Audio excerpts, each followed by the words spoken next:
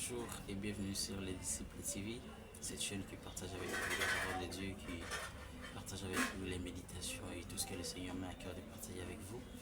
Alors aujourd'hui nous allons faire la méditation et je pense que tous ces mois nous allons chaque fois faire la méditation et nous avons même établi un horaire où vous pouvez chaque fois nous suivre le mardi, le jeudi et les samedis. Et sur tous ces 3 jours de la semaine, nous allons chaque fois partager avec vous la méditation, méditer au sujet de la parole de Dieu. Et aujourd'hui, nous allons voir comment Dieu nous parle-t-il et pourquoi il nous parle de cette manière. Nous allons voir ça. Et pour ça, désolé, nous allons méditer dans le livre des Job. Aujourd'hui, nous allons méditer dans le livre des Job. Savoir que tout le monde connaît l'histoire des Job, tout le monde parle des Job. Mais aujourd'hui, nous allons bien méditer sur le livre des Job, mais ce n'est pas tous les livres en fait. Nous allons prendre un chapitre et quelques versets que nous allons méditer ensemble. Alors nous allons méditer sur le livre de Job, chapitre 33, du 14e au 22e verset. C'est là que nous allons méditer aujourd'hui pour voir comment Dieu nous parle-t-il et pourquoi nous parle-t-il de cette manière. Alors nous allons lire Job 33, 14e au 22e. 14. Dieu parle cependant, tantôt d'une manière, tantôt d'une autre, et l'on n'y prend point garde. Il parle par des songes, par des visions nocturnes, quand les hommes sont livrés à un profond sommeil, quand ils sont endormis sur leur couche. Alors il leur donne des avertissements, il met le sceau à ses instructions, afin de détourner l'homme du mal et de le préserver de l'orgueil, afin de garantir son âme de la fosse et sa vie des coups du glaive. 19. Par la douleur aussi, l'homme est repris sur sa couche, quand une lutte continue vient agiter ses os. Alors il prend en dégoût les pains, même les aliments les plus équis. Sa chair se consume et disparaît. Ses os qu'on ne voyait pas sont mis en nu. Son âme s'approche de la fosse et sa vie des messagers de la mort. Ici, quand je méditais ces passages, c'était vraiment excellent et j'étais vraiment ébloui, j'étais éclairé. Je voulais partager vraiment avec vous.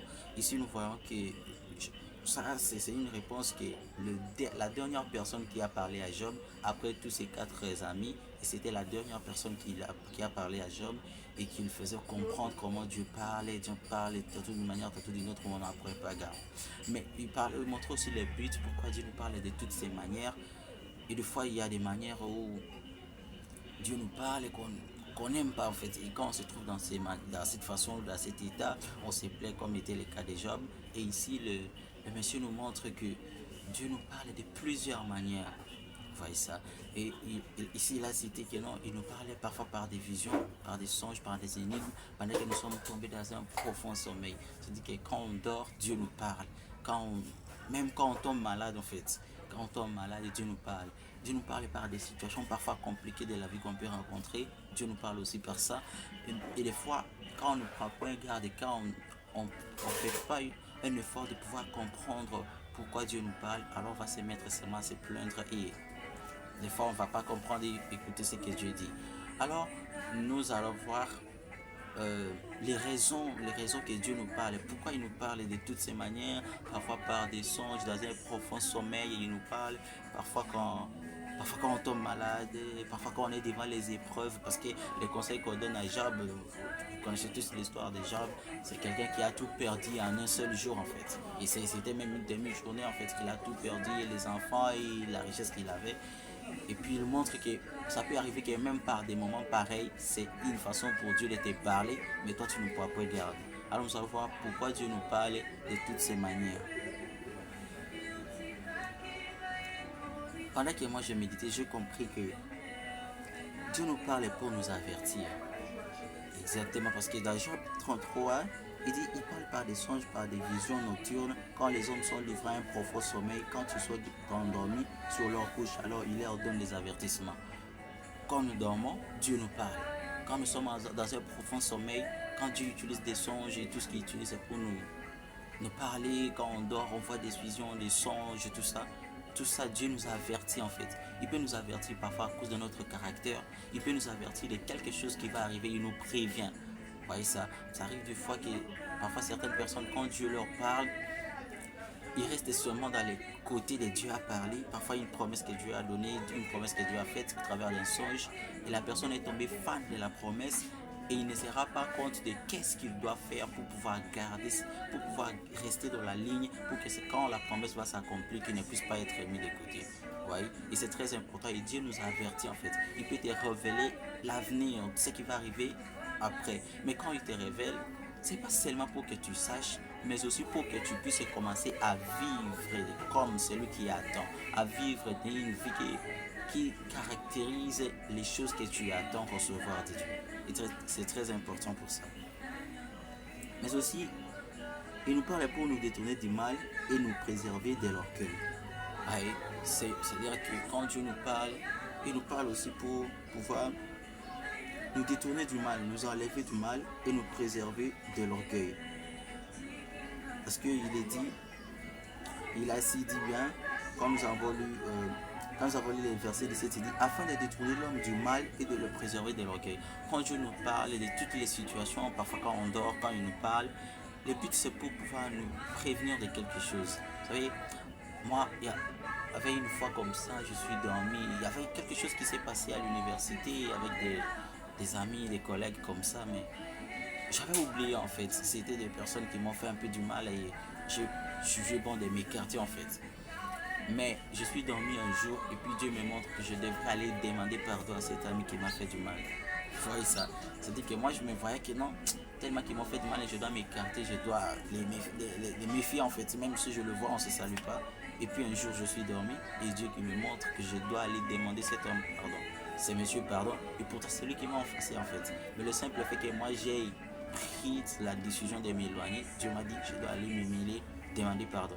Et puis depuis que j'ai demandé pardon avec les messieurs, on s'attend très bien. Vous voyez ça, ça veut dire que quand Dieu nous parle aussi, c'est aussi une façon de nous reprocher, de nous éloigner de l'orgueil en fait. Parce que le diable il utilise même l'orgueil pour pouvoir nous vaincre en fait. Et quand on sera orgueilleux, des fois on aura du mal même à pouvoir vivre les promesses de Dieu qui nous a faites parce qu'on va se voir comme si c'est lui qui possède tout et qui se voit juste dans sa manière de vivre. Et Dieu nous parle aussi par des songes, dans toutes ces manières qu'il nous parle. Il nous parle aussi pour que nous puissions nous éloigner de l'orgueil. Mais la dernière des choses pour cette méditation, il nous parle aussi pour éloigner notre âme de la fosse. Vous savez, quand Dieu nous parle, c'est-à-dire qu'il veut éloigner notre âme de la fosse, de comme une perte en fait. La fosse, de l'endroit où on peut se perdre, on n'aura pas de secours quand Dieu nous parle, parce qu'il ne veut pas qu'on tombe en fait, il ne veut pas qu'on tombe dans quelque chose qu'on aura du mal à sortir.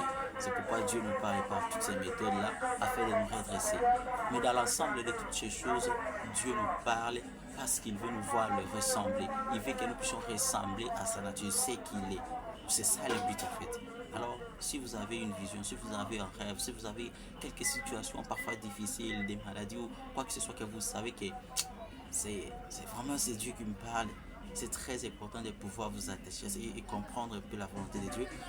Parfois, prochainement, si Dieu nous accorde le temps, nous accorde la grâce, on va méditer sur comment reconnaître la volonté de Dieu quand Dieu nous parle et comment connaître que ça c'est la volonté de Dieu, ça c'est Dieu qui nous parle. Par la grâce de Dieu, on va voir prochainement.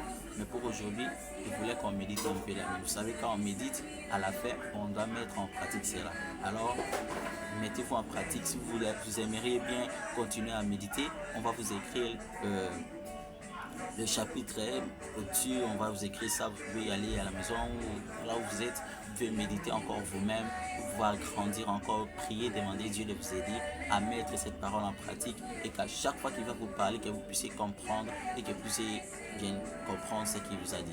Alors, pour aujourd'hui, on se limite là, n'oubliez pas, on est mardi, jeudi et samedi, on sera toujours là pour pouvoir méditer ensemble avec vous et n'oubliez pas de nous noter, nous dire qu'est-ce que vous aimeriez qu'on puisse aborder avec vous, quelle manière nous pouvons nous améliorer, tout ça et ce que le Seigneur fait avec nous.